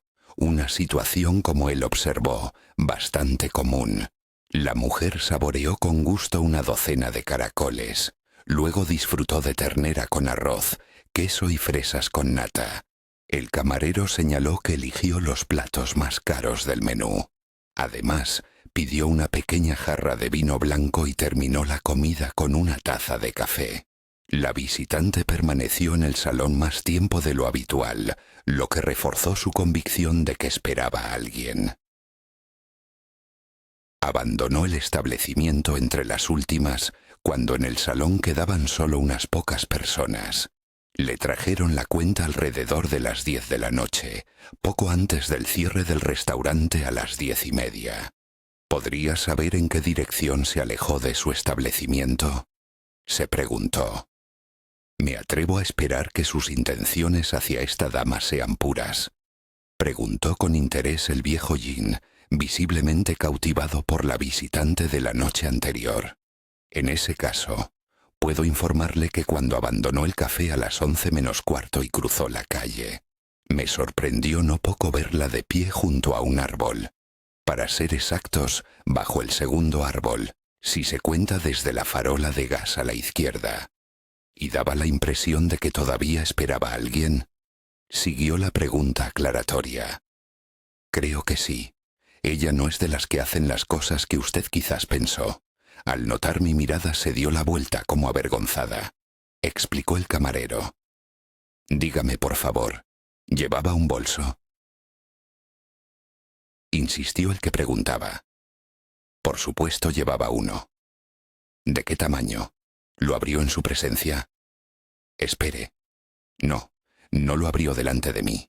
Lo puso en el alféizar de la ventana, ya que nuestra mesa está justo al lado de la ventana. El bolso era de color oscuro, de cuero, bastante espacioso, de forma rectangular. En él lucía una letra grabada de metal plateado. Creo que la letra M. Informó Jean. Todo bajo control, viejo Jambier. No se preocupe, jefe. Respondió con seguridad. Sin embargo, si los clientes siguen abusando del alcohol, este maravilloso día de primavera corre el riesgo de terminar en un desorden general, que recuerda el comportamiento de escolares indisciplinados en las tan esperadas vacaciones. ¿Cree usted que ella cometió el asesinato? Siguió la pregunta. Sabemos con certeza que el disparo mortal se realizó por la espalda de la víctima, a una distancia de unos 3 metros. Constató el interlocutor. ¿Pero qué hay del tipo del café ministerial? Él también podría haber. Permítame un momento, Jambier. Tenemos datos irrefutables sobre quién esperaba a quién. El asesinado en ese momento aún vivo estaba esperando. Él fue quien trajo el arma. Él fue quien amenazó. En tales circunstancias, a menos que estuviera completamente borracho a medianoche, el otro participante de los hechos, al salir del ministerial, no pudo haberlo sorprendido con un disparo en la espalda desde tan corta distancia, mientras que la mujer... ¿Y cuáles serán nuestras próximas acciones?, se preguntó, exigiendo una solución. A decir verdad, si hubiera seguido sus preferencias personales, habría continuado con gusto el paseo por los alrededores. Tanto le había gustado el ambiente de aquel animado barrio. El regreso a Joseph, y luego al acogedor bar de enfrente, parecía inevitable. Allí, bajo la luz parpadeante, uno podía sumergirse de nuevo en la atmósfera ya conocida, tomar una copa o dos, y con nuevas fuerzas ponerse a discutir la misma historia picante. El hombre con bigotes engominados, su vis a vis, agotado por la fiebre y la perniciosa adicción al alcohol, y por supuesto, ella, la mujer cuya respetabilidad solo acentuaba la audacia de seducir al viejo Jun en medio de una comida compuesta por caracoles, tierna ternera con arroz y, para terminar, fresas con nata. Estoy dispuesto a apostar a que en su vida normal se contenta con manjares sencillos, platos que se consideran burgueses o familiares, y que ir a un restaurante es para ella un acontecimiento poco frecuente. Se escuchó una opinión en una de las mesas. ¿Y cómo llegó a esa conclusión?, siguió la pregunta, no exenta de curiosidad. Todo se debe a que los clientes habituales de los restaurantes rara vez piden 3 platos a la vez con un recargo considerable, especialmente aquellos que no suelen aparecer en su mesa. Caracoles y ternera con arroz no es, por decirlo así, la combinación más armoniosa, lo que la delata como una persona con cierta inclinación por la buena mesa. Resonó la respuesta, llena de seguridad. ¿Y cree seriamente que una mujer que venía a cometer un asesinato en ese momento solo estaba preocupada por la elección de los platos?, preguntó el interlocutor con escepticismo. En primer lugar, mi joven amigo, nada indica que ella estuviera segura del éxito de su empresa esa noche, replicó el conocedor de las almas humanas. Sin embargo, si se supone que ella fue quien disparó, Es lógico concluir que llevaba un arma consigo. Comprendí perfectamente el sentido de sus preguntas sobre el bolso de mujer que llevaba en las manos. Incluso esperaba que le preguntara al camarero. Además, continuó imperturbable el comisario Maigret, desarrollando su idea. Incluso los acontecimientos más trágicos no privan a la mayoría de las personas de la capacidad de saborear la comida. Y tú, como yo, seguramente te habrás encontrado con situaciones similares. Imagina, una persona ha muerto. En la casa reina el caos. Por todas partes se oyen sollozos y gemidos. Parece que la vida nunca volverá a ser como antes. Pero sin embargo, la vecina, la tía o la vieja sirvienta se afana en la cocina, preparando la comida. No soy capaz de tragar ni un solo bocado, jura la viuda destrozada por el dolor. La convencen, insisten en que se siente a la mesa, y así, toda la familia, dejando al difunto solo, se sienta a comer. Y, ¿saben? A los pocos minutos todos devoran la comida con apetito, y la viuda pide que le pasen la sal y la pimienta, encontrando el salmonete poco salado. Es hora de irnos, mi joven amigo. ¿A dónde nos dirigimos? A UBC, fue la respuesta. Estrictamente hablando, lo más sensato habría sido tomar el tren desde la Gare de Lyon. Sin embargo, vale la pena empañar un día tan maravilloso con el ajetreo de la multitud, la espera en la cola de la taquilla y luego en el andén, y posiblemente un viaje en un vagón atestado o en un compartimento para no fumadores. Si el cajero de la policía judicial tuviera algún problema, ya sería su problema.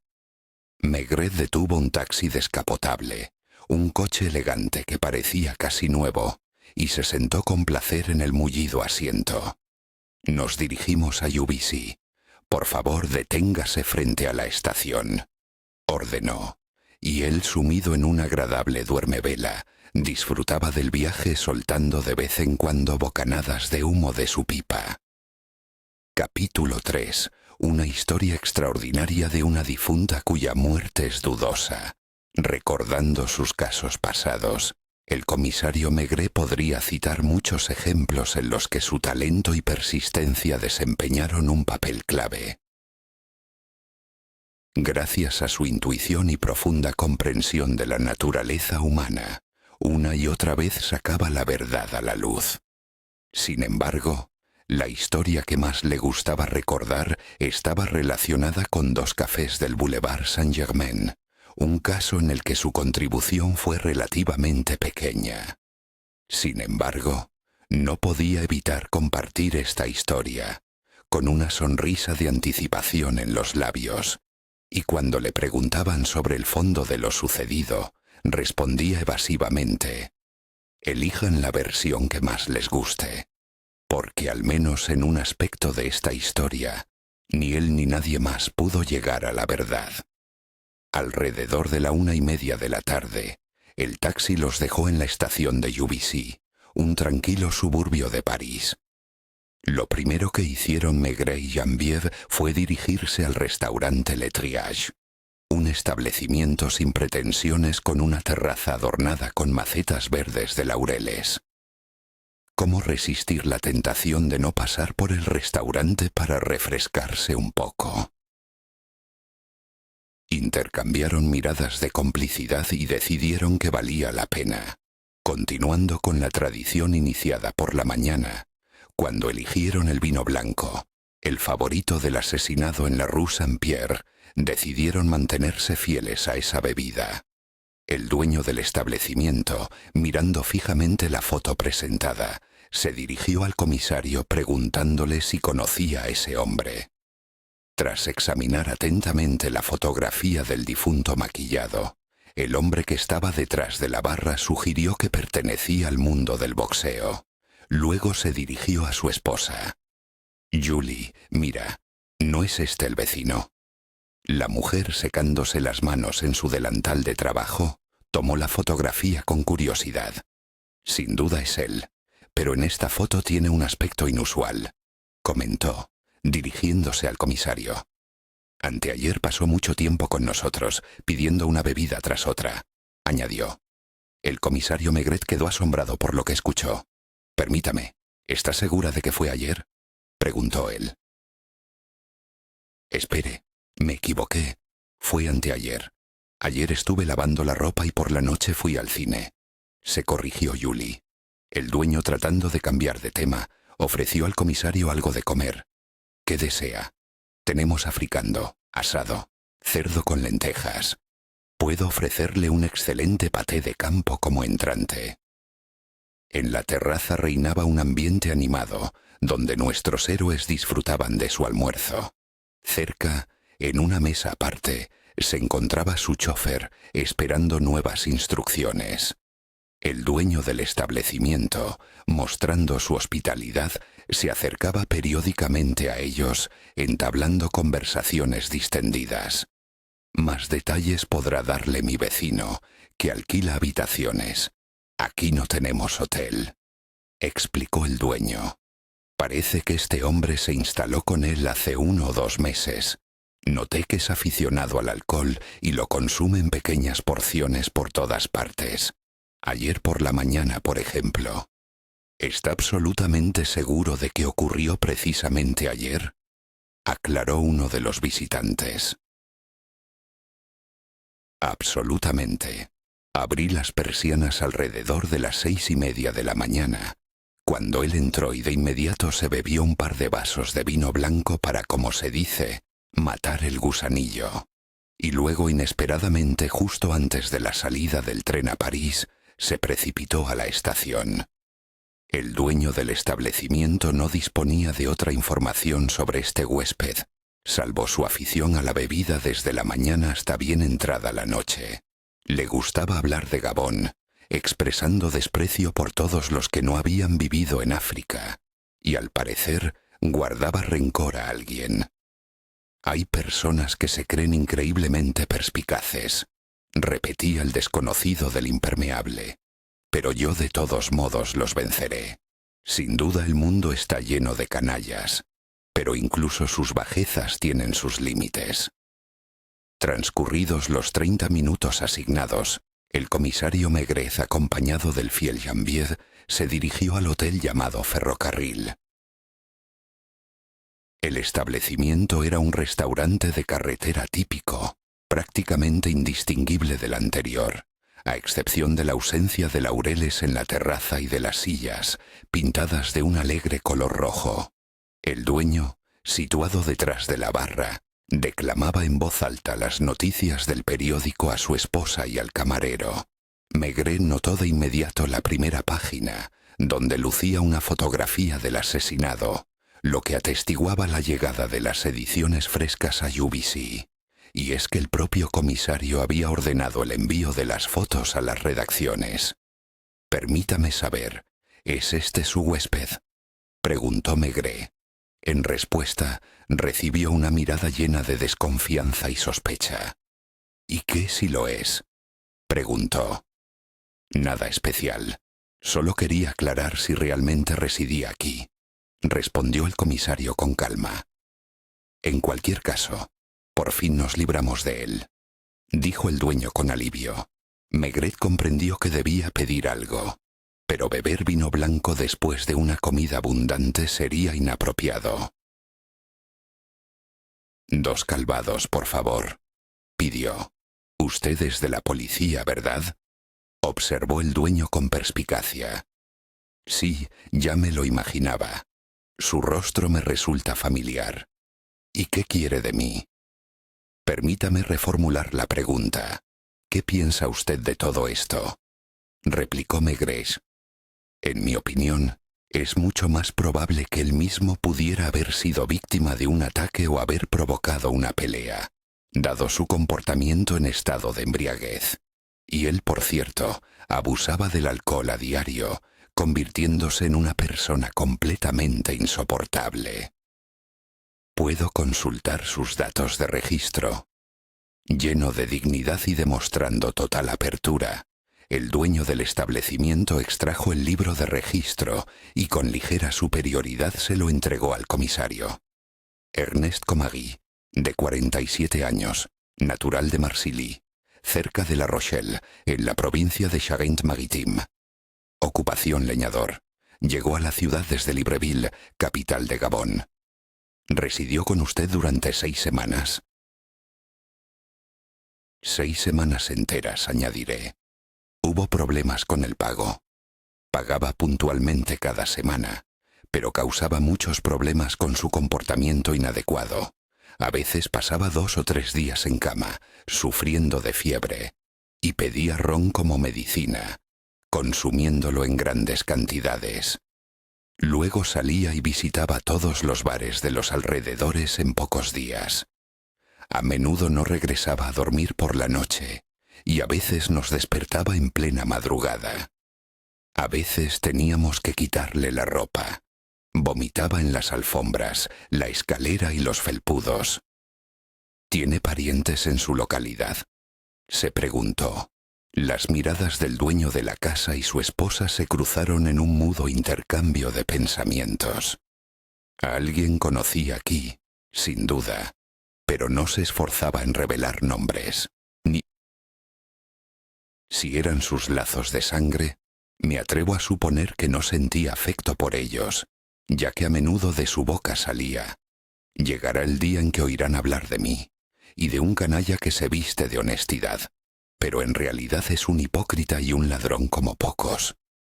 Y quedó en secreto de quién se trataba. Siguió la pregunta aclaratoria.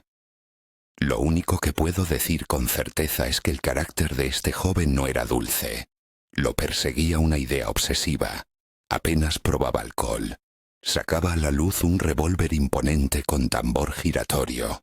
Lo apuntaba al vacío y gritaba: «Bang, bang». Después de lo cual le sobrevenía un ataque de risa incontrolable y pedía otra copa. No se niegue a acompañarnos con un trago. Y una pregunta más para terminar. ¿Conoce usted en Juvisy a un señor de estatura media, algo corpulento pero no obeso, con bigotes rizados y negros como el azabache, a quien a veces se le ve con una pequeña maleta en la mano? ¿Qué dices, cariño? ¿Se te ocurre alguien?, preguntó el dueño a su esposa, y ella se sumió en sus pensamientos, tratando de evocar la imagen correcta. Espere, aunque espere, la persona que describe es más bien baja, y yo no la llamaría corpulenta. ¿No se refiere por casualidad al señor Augier, el dueño de una casita en nuestra zona?, dijo la dueña con un matiz de duda. ¿Está casado?, siguió la pregunta aclaratoria. Por supuesto. Madame Augier es una persona encantadora, muy digna y tranquila. Casi no sale de Juvisy. Ah, sí. Ayer, cuando estaba lavando en el patio, la vi caminar hacia la estación. Me pareció que iba a tomar el tren de las 16:37. Compartió notando el interés de los hombres. Es morena. ¿Y llevaba un bolso de cuero negro?, insistieron los invitados. No estoy segura del color del bolso, pero llevaba un traje azul y una blusa blanca impecable, aclaró la mujer. ¿Y a qué se dedica el señor Augier?, siguió una nueva pregunta. Esta vez la dueña recurrió a su esposo. Vende sellos. Su nombre suele aparecer en los periódicos. Publica pequeños anuncios, sellos para coleccionistas, sobres con 1000 sellos por 10 francos, sobres con 500 sellos. Todo lo envía por correo contra reembolso. Viaja con frecuencia. Periódicamente visita París, probablemente en busca de nuevos sellos, y siempre lleva una pequeña maleta. Un par de veces se quedó aquí esperando un tren retrasado. Pedía café con leche y agua mineral, explicó el marido aclarando la situación. El desarrollo de los acontecimientos parecía sospechosamente sencillo. En lugar de una investigación tensa, ante el comisario Maigret se desplegaba un paseo tranquilo, iluminado por los rayos de un sol juguetón y acompañado por un agradable aumento en el número de copas consumidas. Sin embargo, detrás de esta aparente cotidianidad, en los ojos del experimentado detective brillaba una premonición. Sentía como si, tras la fachada de la normalidad, se ocultara uno de los enigmas más extraordinarios del alma humana con los que se había topado en sus años de servicio. Maigret obtuvo la dirección de la modesta vivienda de los Ogier. La casita se encontraba a una distancia considerable de la ciudad, en un valle que se extendía a lo largo del pintoresco Sena. Aquí, como hongos después de la lluvia, habían surgido cientos, miles de pequeñas casas, construidas de piedra o revestidas de ladrillo rosa, cada una rodeada por un jardín en miniatura. Algunas de las construcciones destacaban por su vibrante acabado de cemento amarillo o azul. Como se supo, la casita llevaba el poético nombre de El Reposo. Para llegar al destino, tuvieron que conducir un largo rato por calles que aún conservaban la huella de la novedad. Las aceras apenas estaban marcadas, y a lo largo del camino se alineaban hileras de árboles raquíticos y delgados, que recordaban esqueletos. Entre las casas aún quedaban solares vacíos, que recordaban la reciente construcción. Varias veces Maigret tuvo que pedir ayuda a los transeúntes, pero las indicaciones recibidas no siempre resultaron precisas. Finalmente, llegaron a su destino. En la ventana de la esquina de la casa rosa con tejado rojo se notó un movimiento, como si alguien se hubiera escondido detrás de la cortina, observando a los recién llegados. Solo quedaba encontrar el timbre para anunciar su llegada. «Jefe, prefiero quedarme fuera para cubrir». «Como quieras, la precaución nunca está de más. Y sin embargo, estoy seguro del éxito de la operación, especialmente dada la presencia de alguien dentro de la casa». La premonición no engañó al comisario. Tras una breve búsqueda, encontró el botón del timbre eléctrico junto a la puerta reluciente y lo pulsó. Dentro se oyó un ruido amortiguado que se convirtió en un murmullo ininteligible. La puerta se abrió lentamente y en el umbral apareció ella, la misma joven del café ministerial y del restaurante El Caracol, vestida con la misma falda y blusa que el día anterior. Comisario Maigret, policía judicial. Se presentó mostrando su identificación. Esperaba la visita de la policía. «Por favor, pase. Unos cuantos escalones arriba». Y Maigret notó la frescura de la escalera como recién salida de las manos de un hábil carpintero. Lo mismo se podía decir de los paneles que adornaban las paredes. El olor a yeso fresco aún no se había disipado. «Por favor», dijo la mujer, invitándolo a pasar al interior de la casa. Se giró hacia la puerta entreabierta, haciendo una señal invisible para Maigret a alguien que se encontraba detrás de ella. La habitación a la que entró el comisario resultó ser un acogedor salón, amueblado con pretensiones de buen gusto, un sofá mullido, estanterías con adornos elegantes y cojines de seda de colores. Sobre la mesa de centro descansaba descuidadamente un periódico fresco, en cuya primera página lucía una fotografía del asesinado, como un siniestro recordatorio del propósito de la visita. «Siéntese. No estoy segura de si es apropiado ofrecerle algo en mi casa». «Gracias. No es necesario». Debí haber previsto que esto no se ajusta al protocolo. Mi esposo se unirá a nosotros pronto. No debe temer, no intentará huir. Y a decir verdad no tiene nada de qué culparse. Sin embargo, esta mañana se sintió indispuesto. Su corazón le falló. El ataque lo alcanzó tan pronto como llegó. En este momento está afeitándose y vistiéndose. En efecto, las paredes de la casa resultaron sorprendentemente delgadas. La joven mantenía una calma casi total. Su atractivo físico y sus modales, propios de una educación en un ambiente burgués modesto, delataban su origen. Como probablemente sabe, fui yo quien le quitó la vida al hermano de mi marido. Lo hice a tiempo, evitando la muerte de mi esposo. Y a decir verdad, Raymond es mejor que su hermano. Raymond es su marido. Estamos casados desde hace 8 años. No tenemos nada que ocultar, señor comisario. Quizás debimos haber acudido a la policía anoche mismo, exponiendo todas las circunstancias. Raymond se inclinaba por esa decisión, pero yo, conociendo su débil corazón, decidí darle tiempo para recuperarse. Estaba segura de su visita. Me parece que mencionó a su cuñado en la réplica anterior. Sí, Comagui era el esposo de mi hermana Marthe. En mi opinión, era un hombre digno, aunque con algunas peculiaridades de carácter. Perdone, ¿me permite encender mi pipa?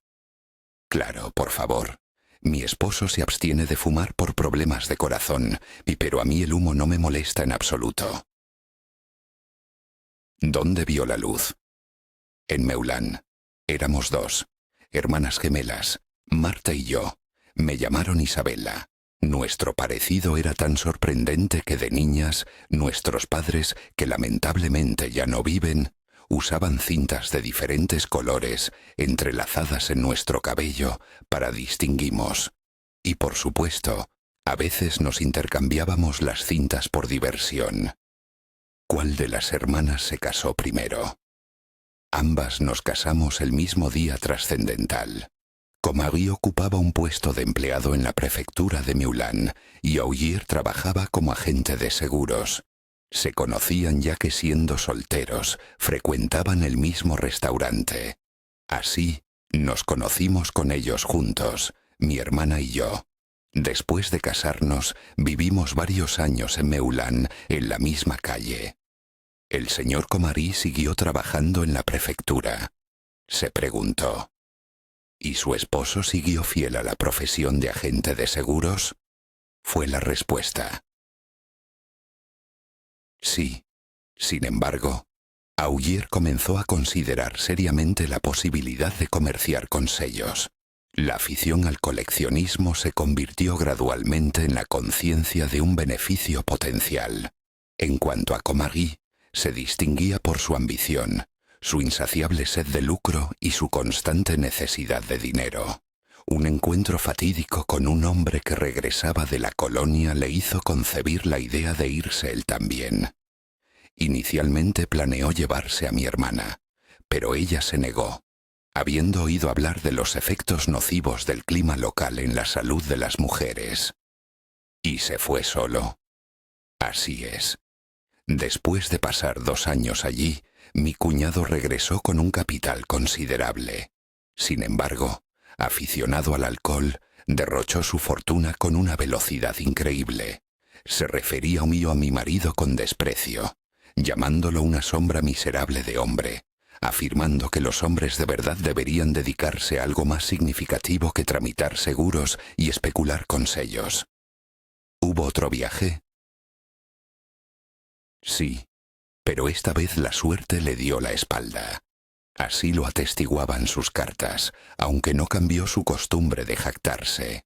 Hace 2 años mi hermana Marthe falleció de neumonía. Le informamos a su marido. Parece que esta noticia lo impulsó a abusar aún más del alcohol.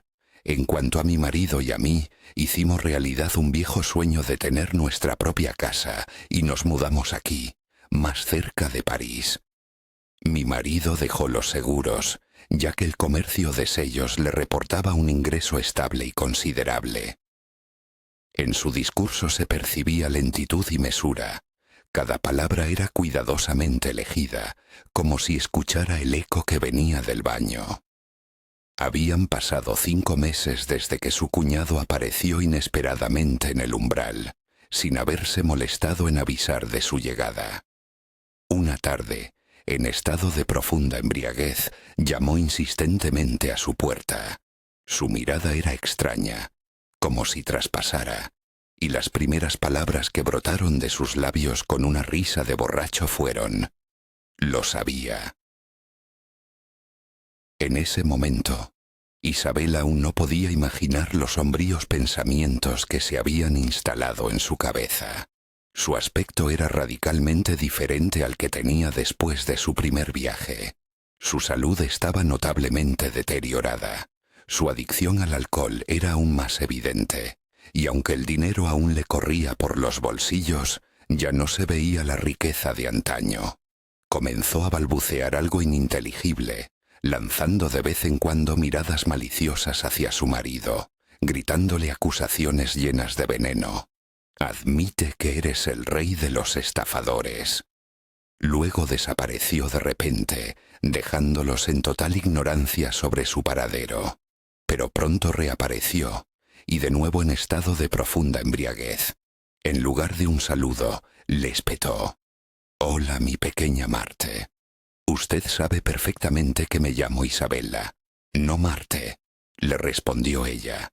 Él, a cambio, solo le dedicó una sonrisa despectiva. «Algún día lo arreglaremos todo, ¿verdad? Y en cuanto a tu maridito fracasado que vende sellos». Isabella confesó que no entendía lo que estaba pasando. No se podía decir con certeza que se hubiera vuelto loco, pero su excesiva afición al alcohol y la idea obsesiva, que durante mucho tiempo no pudieron descifrar, les causaban preocupación. Al principio no dieron importancia ni a sus insinuaciones ni a sus amenazas, pronunciadas con una sonrisa venenosa, ni a las notas que su marido empezó a recibir por correo, llenas de siniestras promesas. «Me las pagarás». Entonces, constató imperturbable el comisario Maigret, el señor Comagui, impulsado por motivos desconocidos, creyó que quien había fallecido no era su esposa, sino una tal señora Ollier. Maigret quedó asombrado por el peculiar panorama que se desplegaba ante él. Dos hermanas, unidas por lazos de sangre y un parecido fenomenal. Eran tan indistinguibles que incluso sus padres recurrían a la ropa para diferenciarlas. Y ahora, lejos de su hogar, Comagui recibe la trágica noticia del fallecimiento de su esposa. Sin embargo, al regresar, bajo la influencia de algunas consideraciones irracionales, en su mente nace la quimérica idea de una suplantación. Le parece que la muerte se llevó a Isabella, y su amada Marte, aprovechando su ausencia, ha ocupado el lugar de su hermana en la morada de los Augier.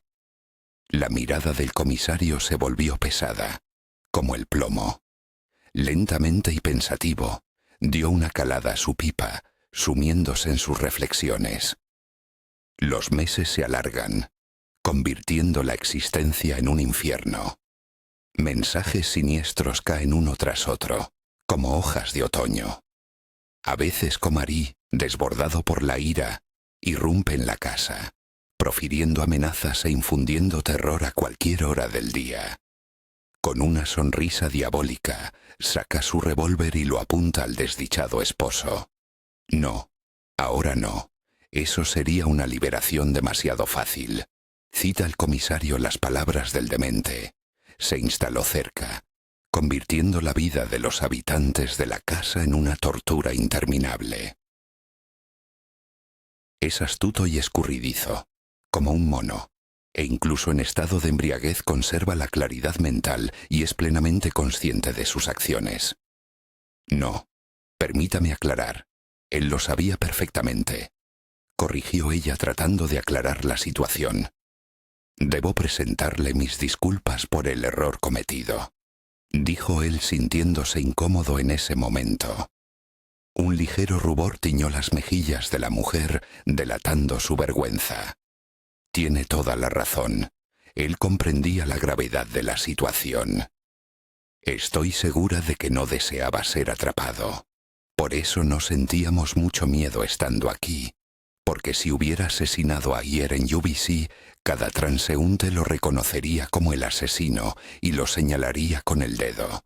Mi esposo durante mucho tiempo no se atrevió a abandonar nuestro refugio. Sin embargo, ayer surgió una necesidad urgente de visitar París por negocios.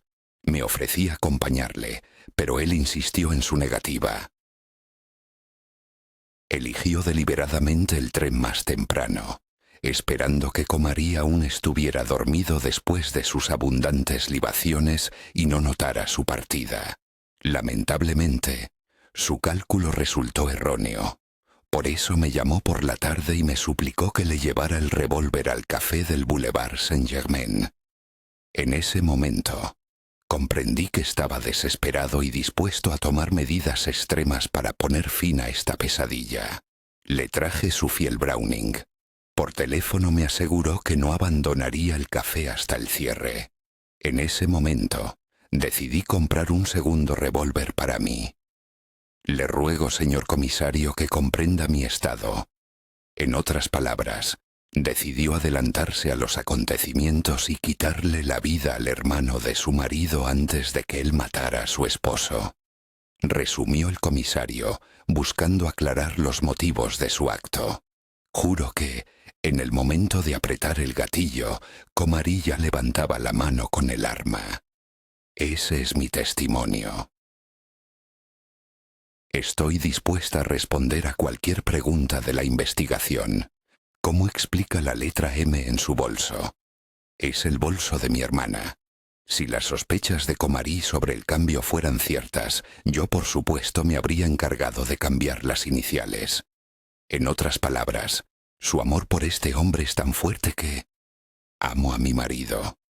Me refiero a su amor por este hombre, sea su marido o no. Es mi marido.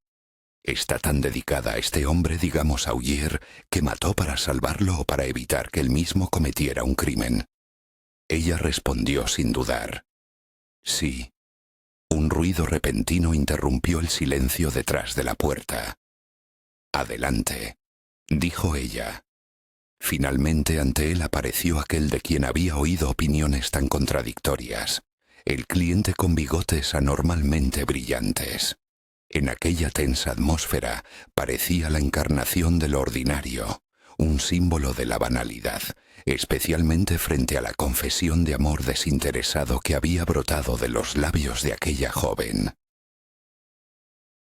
Alarmado, el señor Ogier recorrió la habitación con la mirada. En respuesta a su confusión, la mujer le dedicó una sonrisa y pronunció palabras llenas de preocupación y afecto. Siéntate. Ya he compartido todas las circunstancias del caso con el comisario. ¿Cómo te sientes? ¿Cómo está tu corazón? El hombre, como obedeciendo a un automatismo, se llevó la mano a la zona del pecho donde se encontraba su corazón y pronunció ininteligiblemente: así, así. A veces mejor, a veces peor. El proceso judicial concluyó con un veredicto de absolución para Madame Ogier. El jurado del departamento del Sena llegó a la conclusión unánime de que las acciones de la acusada fueron dictadas exclusivamente por la legítima defensa. Posteriormente, cada vez que el comisario Maigret compartía esta historia, los oyentes no podían evitar hacer preguntas escépticas, expresando dudas sobre la totalidad del cuadro. Eso es todo. No puede ser que no haya algo más detrás de esto. Quiero subrayar que incluso el hombre más corriente, sea un vendedor de sellos que sufre del corazón, es capaz de despertar en alguien un amor grande y heroico. Pero ¿qué hay de Comari? Estaba en su sano juicio cuando afirmaba que su esposa estaba viva y se escondía bajo la apariencia de Isabella. En respuesta a estas preguntas, Maigret solo se encogía de hombros, repitiendo con tono irónico: gran amor, pasión furiosa. A veces, cuando el ánimo del comisario era especialmente bueno, favorecido por una copa de reconfortante Calvados, continuaba su relato. El amor que todo lo consume y la pasión indomable no siempre se dirigen al cónyuge, lo cual es una triste verdad. A menudo en las familias, las hermanas sucumben a la tentación de enamorarse del mismo hombre, creando dramáticas colisiones. El inspector Comari estaba ausente, dejando a Maigret solo para reflexionar sobre esta difícil situación. Maigret, exhalando el humo de su pipa inmutable. Terminaba sus reflexiones. Imaginen la tarea: desentrañar los intrincados destinos de gemelas que ni siquiera sus propios padres podían distinguir. Lamentablemente, los padres ya no viven, y sus testimonios no están disponibles. Sin embargo, cabe señalar que ese día la naturaleza nos regaló un tiempo espléndido. Confieso que rara vez me permito beber tanto. Si Gambier hubiera estado cerca y en estado de embriaguez, quizás le habría contado cómo de repente nos encontramos cantando en el taxi de regreso a París. Ese episodio todavía me hace sonreír. Luego me devané los sesos, tratando de entender de dónde salió de mi bolsillo. Quise decir, el infortunado ramillete de violetas. Esa pregunta quedó sin respuesta, añadiendo misterio a un caso ya de por sí confuso. Fin de la historia. Si te gustó, dale like, suscríbete y cuéntanos en los comentarios qué parte fue tu favorita. Nos vemos en la próxima aventura.